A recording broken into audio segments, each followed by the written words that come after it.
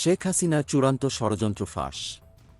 আন্দোলন দমনে নিতে চেয়েছিলেন কঠোরতম ব্যবস্থা। ক্ষমতা হারানোর আগে ছাত্র জনতার আন্দোলন থামাতে শেখ হাসিনা কী ভয়ঙ্কর পরিকল্পনা করেছিলেন। জাতিসংঘের তদন্তে উঠে এসেছে বিস্ফোরক তথ্য। উচ্চপদস্থ কর্মকর্তাদের দেওয়া তথ্য অনুযায়ী তিনি মনে করেছিলেন, হেভি ইউনিট নামানো হলে সাধারণ বিক্ষোভকারীরা আতঙ্কে সরে যাবে। প্রতিদিন ডিজিএফআই, এনএসআই ও পুলিশের বিশেষ শাখা তাকে আন্দোলনের সরাসরি আপডেট দিত।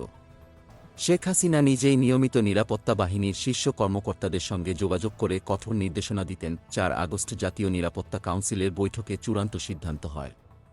কারফিউ জারি, সেনাবাহিনী ও বিজিবি মোতায়েন, প্রয়োজনে বল প্রয়োগ, সবই ছিল তার কঠোর পরিকল্পনার অংশ।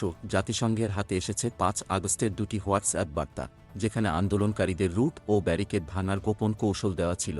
সবচেয়ে বড় বিস্ফোরণ, এক কর্মকর্তা শেখ হাসিনাকে ফোন করে জানান, পরিকল্পনা অনুযায়ী কিছুই হচ্ছে না। এরপর কি হয়েছিল, সেই সত্য কি আরও ভয়ঙ্কর?